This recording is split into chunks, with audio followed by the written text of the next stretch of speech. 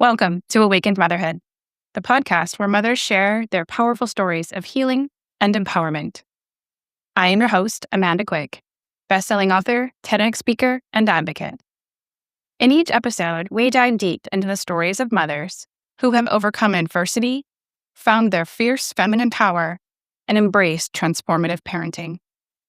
Whether you're a mother driven to fight for your children or someone with a story burning inside you, this podcast is for you. Together, we'll explore themes of resilience, self-trust, and healing from our traumatic experiences, all spotlighting the profound journeys of awakened mothers. Join us for a space of naked authenticity, deep inspiration, and genuine connection. Embrace the divine feminine and discover your own warrior mama within. Welcome to Awakened Motherhood, where your story is the spark for change. Welcome back to another episode of Awakened Motherhood. I'm your host, Amanda Quick, and today I am really excited to introduce my guest, Marnie. Marnie Swedberg is an accomplished international leadership mentor, media expert, and master of generating aha moments that bring transformation. She's the author of 14 books, a keynote speaker who has graced stages worldwide, and the host of Marnie's Friends radio talk show since 2009. Her dynamic approach to leadership, life, and faith has captivated audiences at thousands of events, conferences, and summits for religious organizations, NGOs, Fortune 500 companies, and government agencies.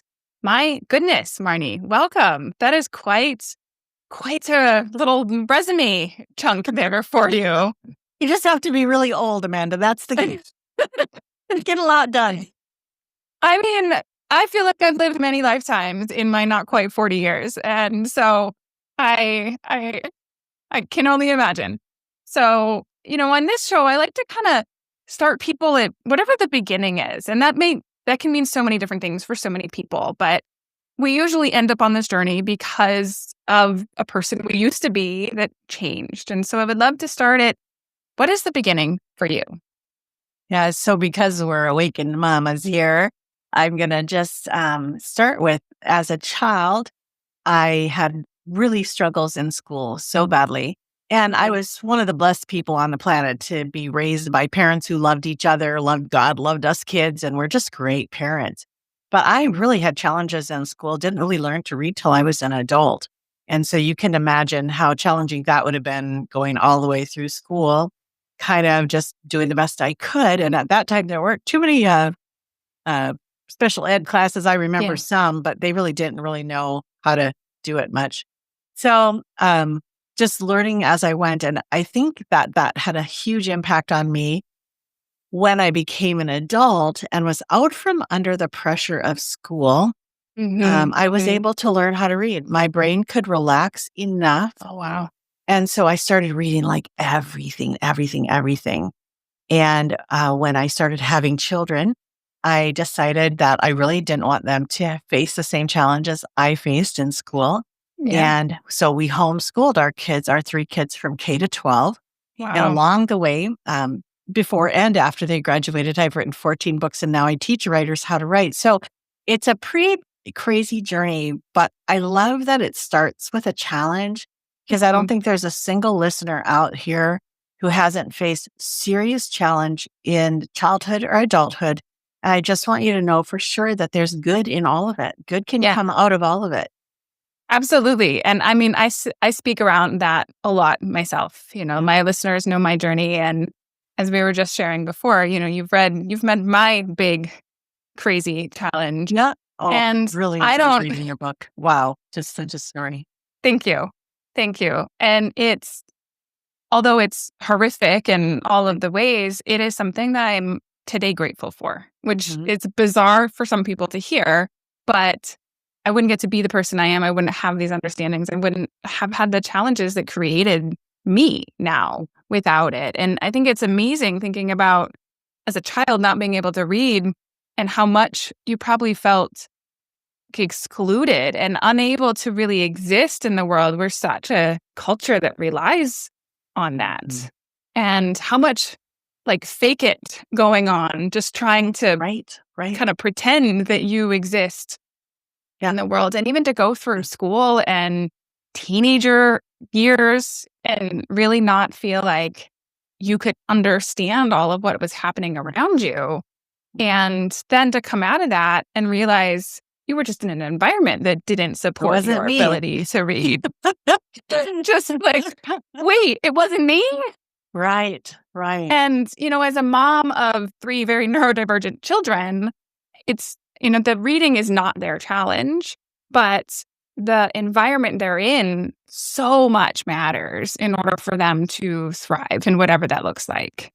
And I think that's a huge thing in the world right now. And, then you went out to write 14 books as somebody who couldn't read, right? Like that's a huge Yeah. change. I'd love to address that because when I work with women, one of the things I see is that we don't allow ourselves to grieve the losses enough in order to free us to fully embrace the joys that are ahead. And I see it at every stage. I mean, when you get married, you lose your autonomy, really. You have another person now that's, keep track of you all the time. Then when you have a baby, wonderful, wonderful, wonderful. But you've actually lost a lot. You've lost sleep. You've lost the ability to do all those things you would have done when you weren't caring for the baby. And then they go off to school and now you lost all that enjoyable time you had together with them. And if we don't pause just and grieve what we've lost, what happens is that all gets shoved down inside of us somewhere. And it actually has to come out at some point, somehow. And so it's kind of a funny thing to tell people to do. But I tell people, go back and grieve what you haven't grieved yet and really face it. We were talking before we came on about how when you were writing the book, you had some healing to do. And a lot of people don't have a book to write. And so they haven't ever done the healing work. Yeah. Just going forward, well, I'm okay. Yeah. I survived. I'm okay. We're just not going to look at that anymore, right? And that's what people are told or taught to do. And that's what's modeled out there. Buck up. Yeah. Man up, woman up, whatever. Just get it done and move on. It's over. And I'm totally with you that we do not normalize or show examples of falling apart and being in the thick of it and grieving and feeling the pain and allowing what is real and true to come to the surface. I just have this memory now of last night. Okay, so last night, I'm learning to grandma now. Okay, so I had mommyhood pretty down by the time my 3 were grown up. And of course, we're all learning as we go, right? Yeah. But last night when we were caring for our grandchildren, we had the privilege of just going over and hanging out with them while mom and dad went on a date. And it was a little not what I expected because there was some scheduling things. We had to kind of rush. And they're little, 6 and 3. And so we had to rush. And doing that rush thing with them was not a normal thing I do with them. As grandma, I don't feel that pressure. Yeah. And it didn't go so perfectly. And my poor little 3-year-old, he just cried, Grandma Marnie, because he couldn't understand why I was being like that because he didn't know me as the person who had to keep the schedule. Yeah. He knows me as the hide and seek grandma and the play grandma. And so, we're all learning as we go. And my husband and I kind of debriefed when we got home and what we would do differently, And we had a good talk with my daughter this morning. But you're not going to stop learning. You're going to keep learning. And there's a lot of joy in that. I even think my husband and I have a better relationship this morning after 42 years because of last night and what we talked through. Yeah. No, I think it's so true. And there's so many examples. And I love that your example was with your grandchildren because I actually believe kids have this right and the grownups are the ones who don't have it right.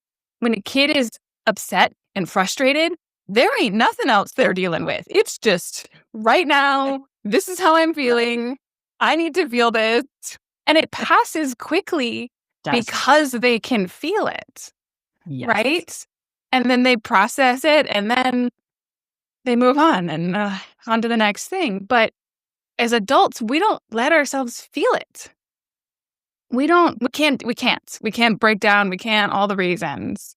And we have this belief that makes us weak or I don't even know what all the stories are out there but I think kids have it right. And we've got a little backwards and we've got all the things stuck in our heads.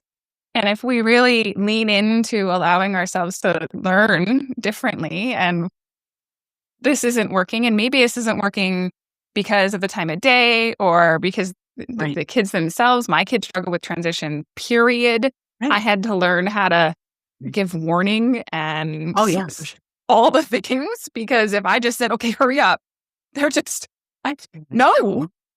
Right.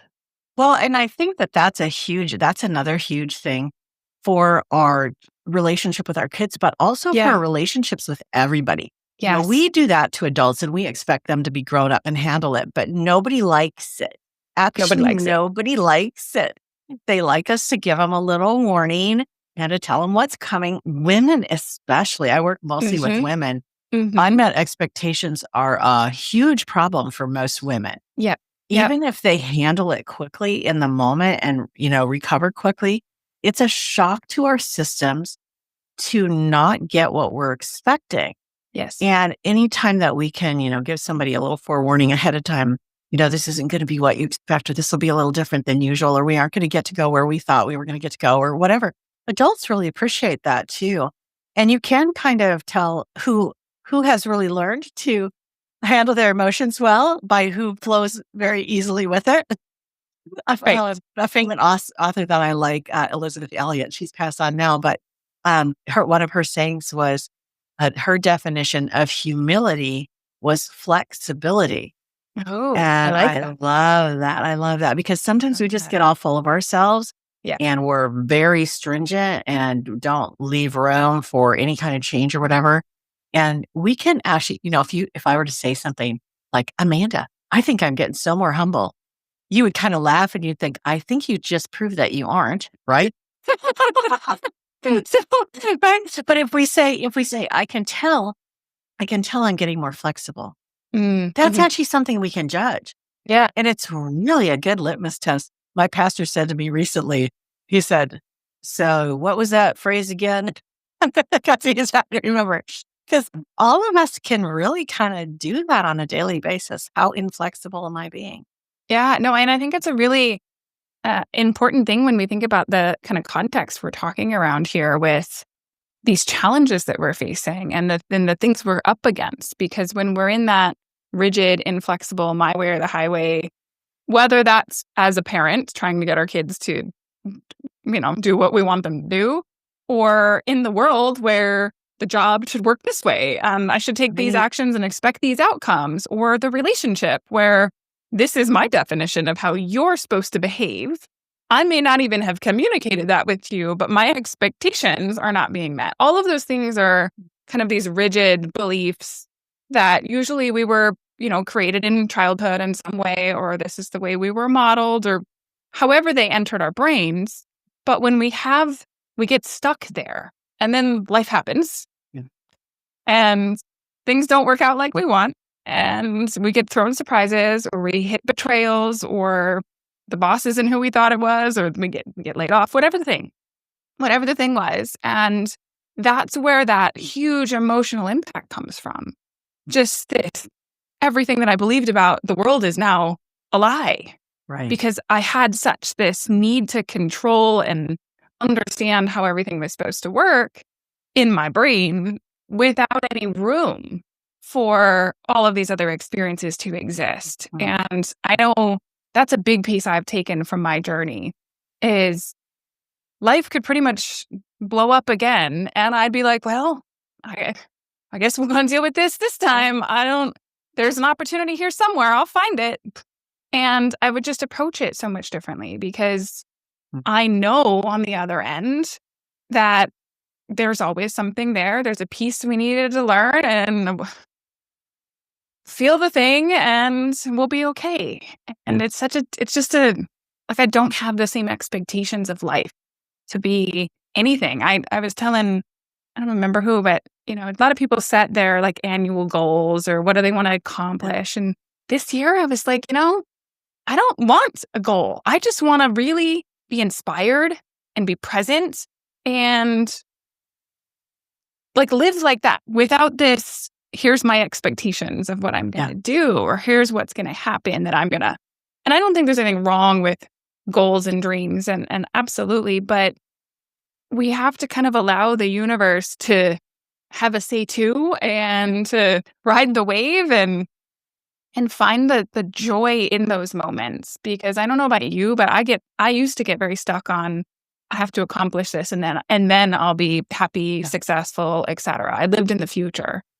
And I've been really working on trying to stay more present, trying to stay more what's joyful right now. Yeah. Instead of what do I need to do to then make that change.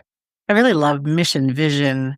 Goals are fantastic, but I love mission vision because that's like the global, who do I want to be? Yes, exactly. Right? Who am I in the world? And that doesn't have a deadline. No. And that's something you don't need to accomplish a bunch of check boxes to be either. To be, right, exactly.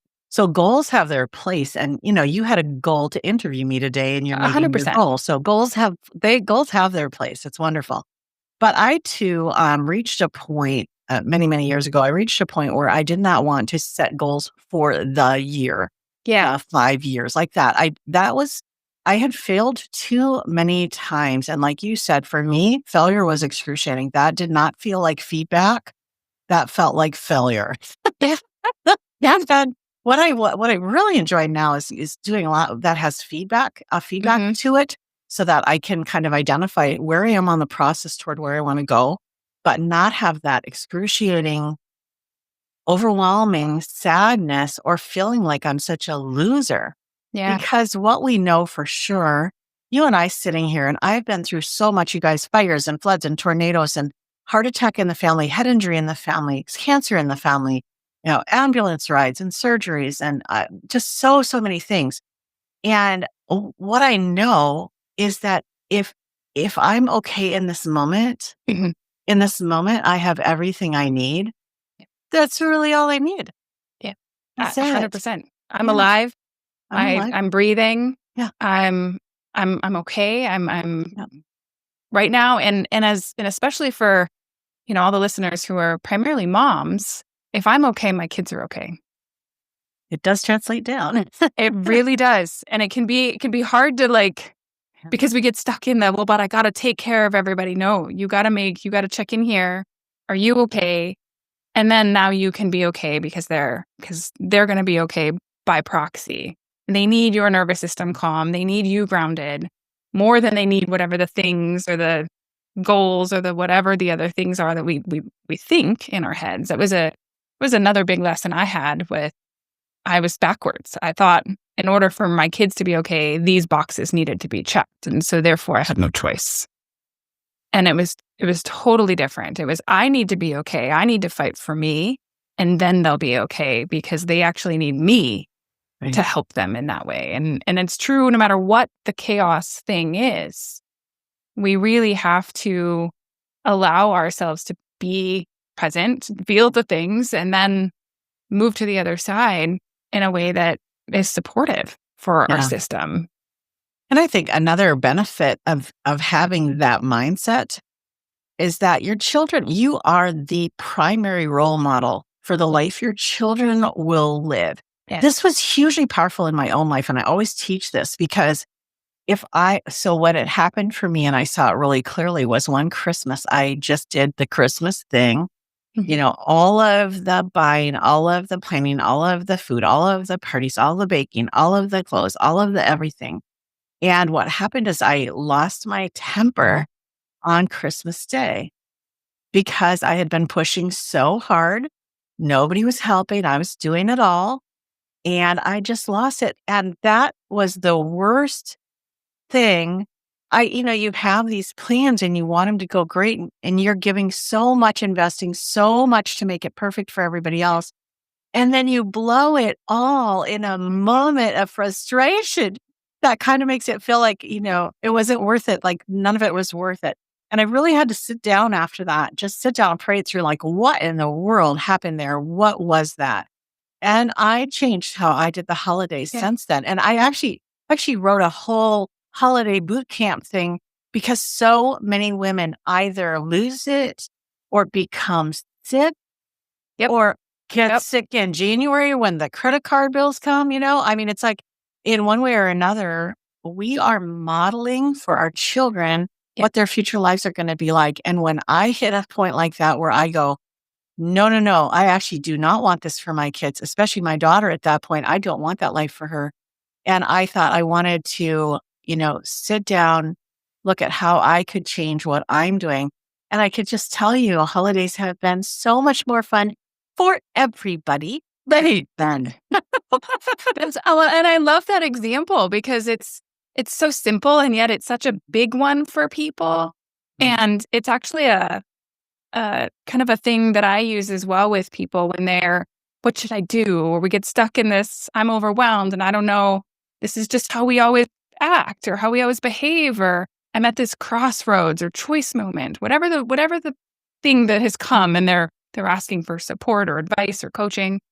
And I often ask, what would you tell your child, your daughter, or your son? What would you tell them?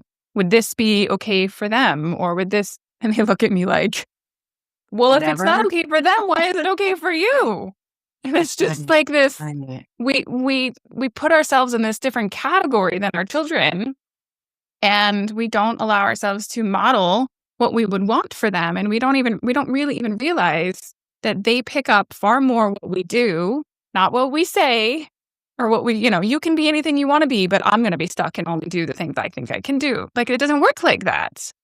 We really have to be that example. And I know I'm personally facing another version of it in my life. Tomorrow is my last day at a 9 to 5. I'm jumping off the cliff, and I am very excited. I also have zero plan, and it feels exciting and like perfect timing because school is just out and I get to take the summer off and breathe and like live differently with my children. And none of my kids want to go do traditional things. And so it's like reminding me, yes, I carry this huge responsibility, but there's more than one way to make a living. And I know that. I tell people that. Now it's time for me to do that. And I've experimented with it here and there, but a company was experiencing financial issues. They were talking about layoffs. So they offered an opt-in selection. And it was like the universe going, here's your gift. You can choose to be laid off. So beautiful. And I went, yes, please. Oh, I'm so excited for you. And I'm excited to be with you at this moment because that's huge, huge, huge, huge, huge. It's huge. And I know some of you guys listening, you're kind of wanting to do that, or you're there, or you just did it and it's scary.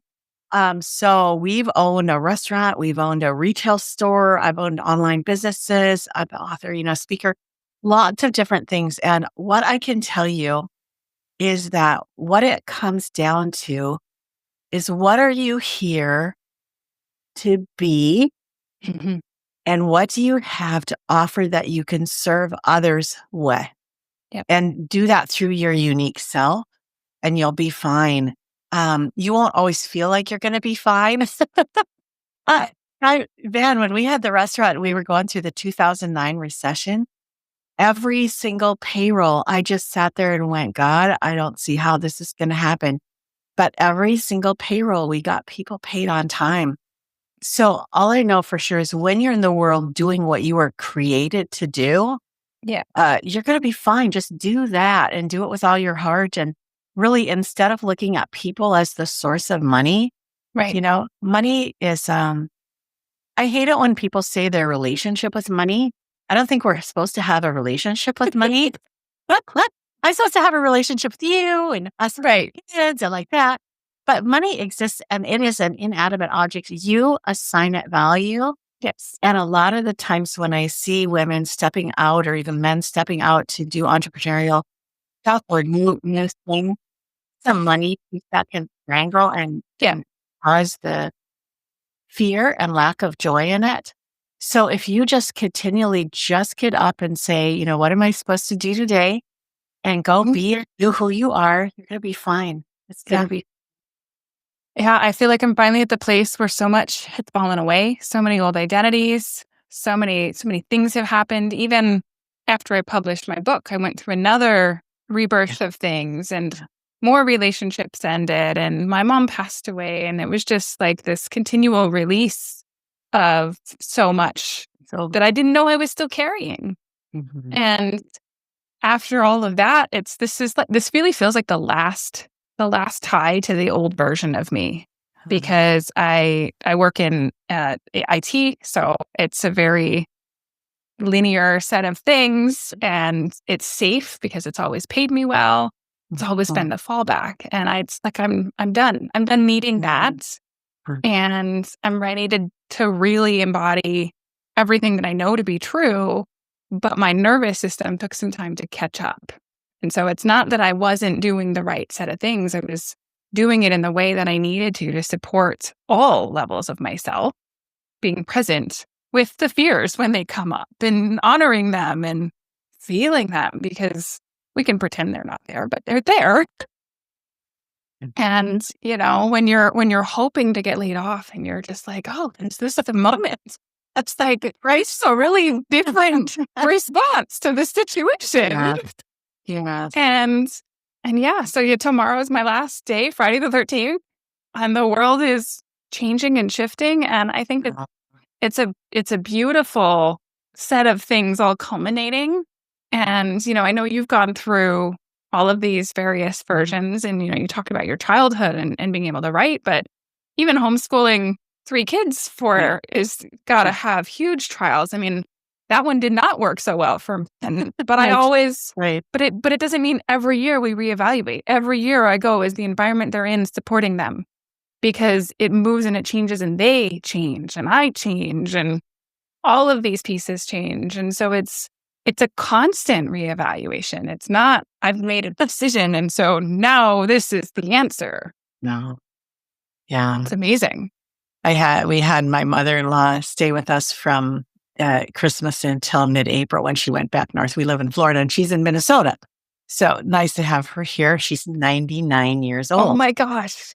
And she's just such a sweetheart. I love her so much. And I always keep learning from her, but she says, well, one thing I noticed when she would sit down next to some other elderly person, age would at some point come up and she'd say, well, how old are you? And they'd say, 92. And she'd put her hand on their hand and she'd say, oh, you're so young. You have so much life ahead of you yet. Isn't that great? I love it. And one of the things she says frequently is, I think I've learned more this year than I have in my whole life. So you guys, when you think I've got it dialed in and I'm not, I've got all, it's not, it's a journey all the way to the end, It's amazing. You're going to keep learning and growing. And just like what I said earlier about, I think my husband and my relationship is better today because we hit a little bump last night and then we were able to talk it through together and come up with the next version, and we're in our 60s. So I'm just encouraging you guys to stay flexible, stay open, keep listening to good wisdom that's coming into you. And you're going to really value that. I have a saying that I started when I was a young adult. And I said, I want to learn from words, not from spankings. When I was a little child, my parents, if we were naughty, they would give us a spanking. They always did it lovingly, but I knew what a spanking was and they didn't feel good. And as an adult, there are different kinds of spankings, feeding tickets, all kinds of spankings available to us at all times.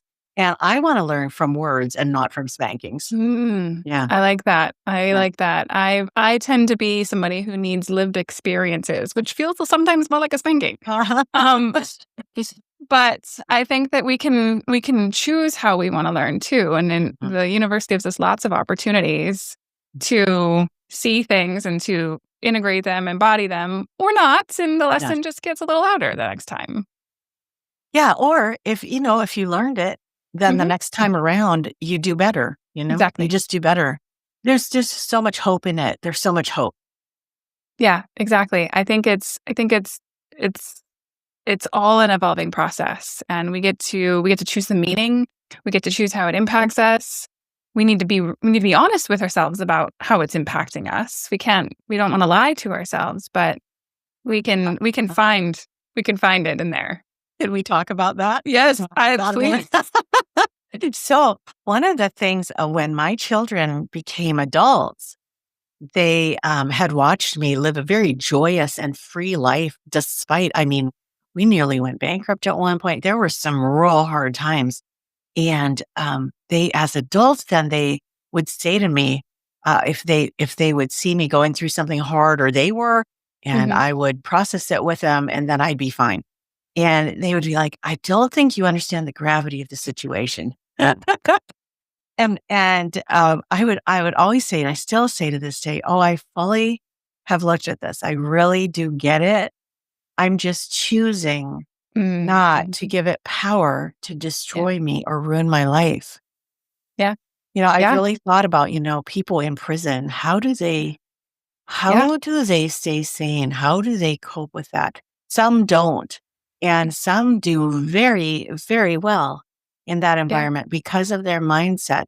And whenever I feel like I hate this, I hate this, I hate this. I had one, I don't know, it was, I don't know, maybe 3 months ago or something. I got mad. And okay, so that's crazy, right? I haven't been mad for 3 months, but that's literally kind of true. I don't let it build up into a big rage. I can feel a feeling of Mhm. anger, Mhm. but Mhm. I don't Mhm. want it. I deal with Yeah. it instantly, get done as fast as I can. So I was really, really mad about something. And I was in my room and I was so unused to feeling mad anymore. And I was just like, I hate this feeling. What do I do to get this to stop? I do not like this feeling. But some of you who are listening to me, you're so used to being mad that you can't hardly function without being mad. Right. So That's safer anger, than anything well, else. and anger carries a lot of energy and momentum with it. It's Yes. a big emotion, and you can get a lot done. You can get people to do stuff when you're cursing and swearing at them. I mean, it's a big difference to not do that. But I'll tell you, when you get to the point where you're not doing that anymore, and you're experiencing what I'm going to call real life, where you actually don't have to manipulate people through your anger. You don't even have to manipulate yourself through your Right. anger. You just Right. are excited to get up in the morning. You're excited to go do your day and to share who you are with the world and to provide whatever services you can. It changes everything. So, for those of you who are angry a lot, I just want to encourage you. You don't have to live the rest of your life that way. There is an alternative. And I also want to just say that sometimes you don't find the answer to your biggest questions for a long time.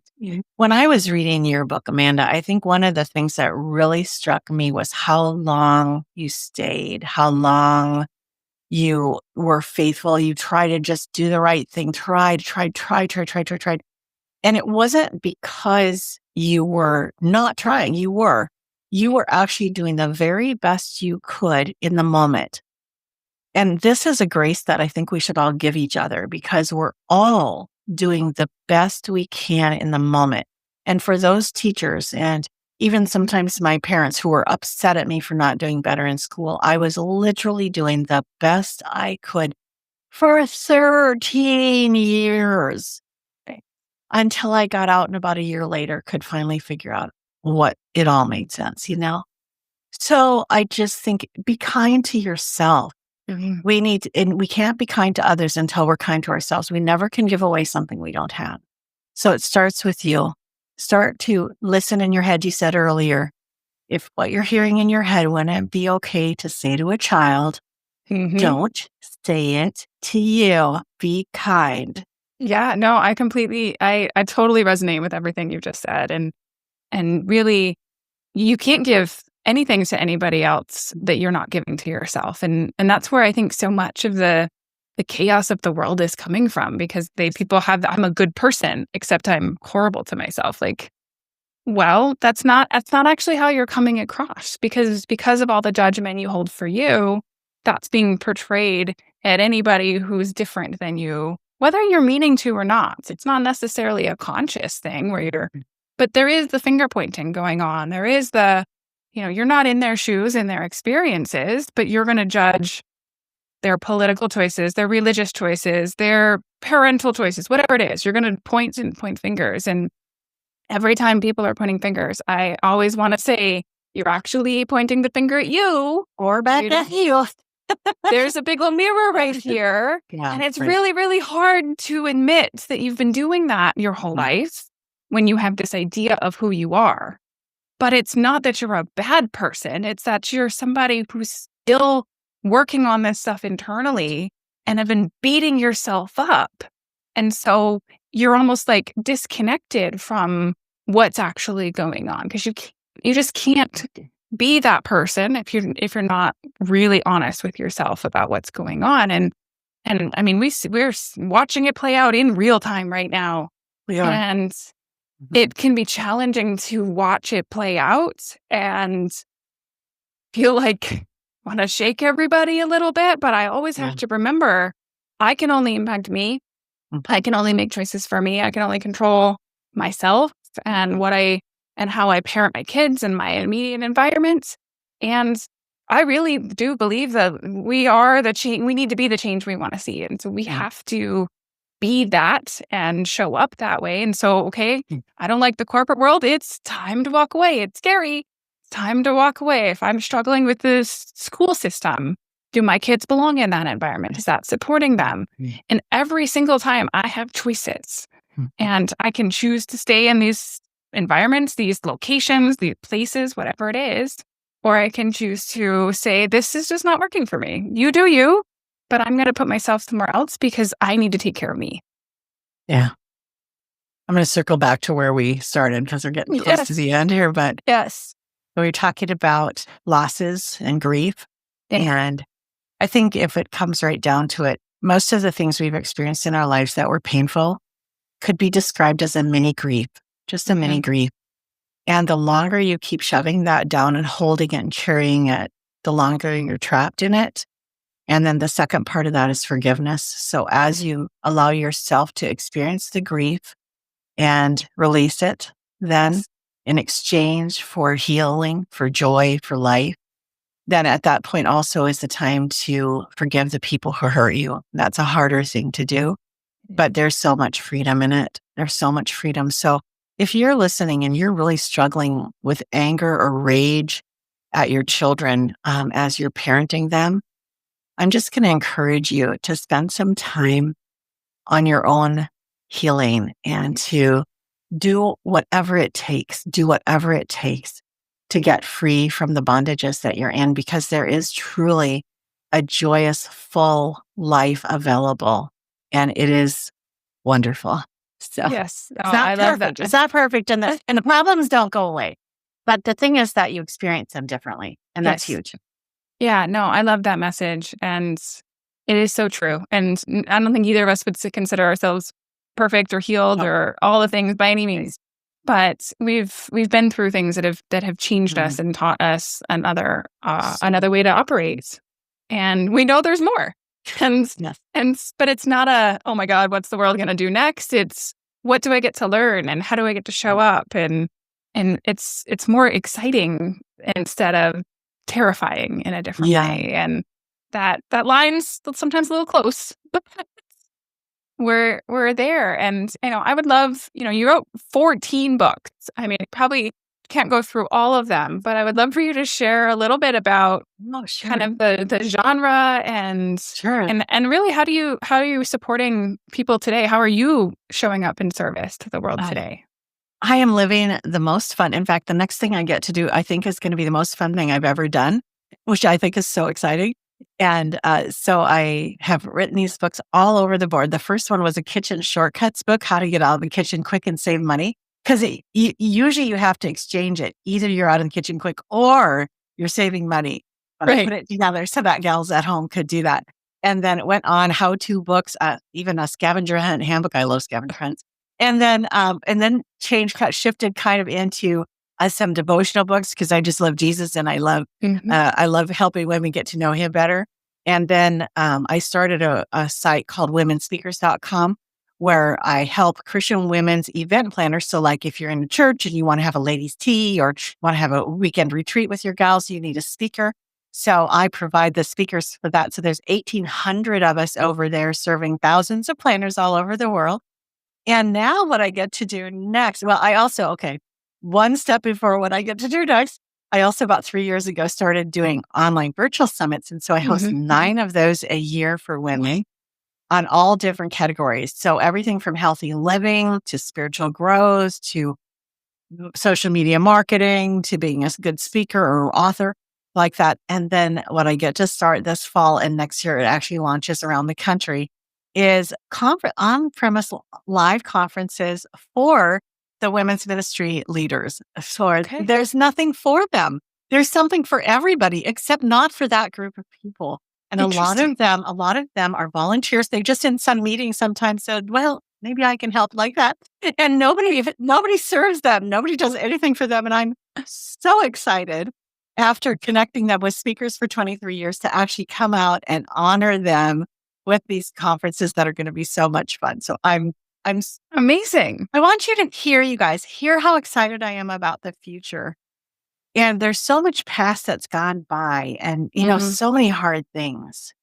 And everything is a stepping stone to the future. So are you going to step backwards with the hard thing, or are you going to really let it propel you forward? Man, that's what I love about you. You're just like determined. I'm going forward. No matter what happens to me, I'm going forward. And I just encourage all of you to follow our lead here. We're just a little farther ahead of you on the path, but honestly, there's so much good things ahead.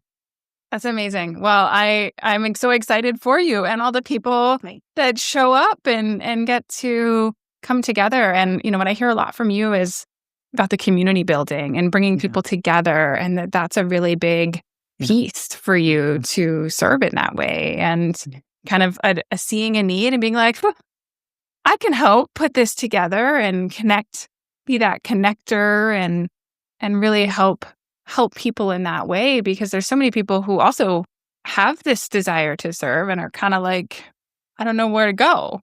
I don't know who to talk to, right? So being able to build the community around that and community around your faith and spirituality, I think is beautiful. It's amazing. Well, and I'm so excited I got to be here today. On the day before your last day. I'm so excited for you. I know. I don't know what's next. I mean, I can tell you I loved speaking on stage. I really did. Giving my TEDx talk was a huge highlight for me. Yeah.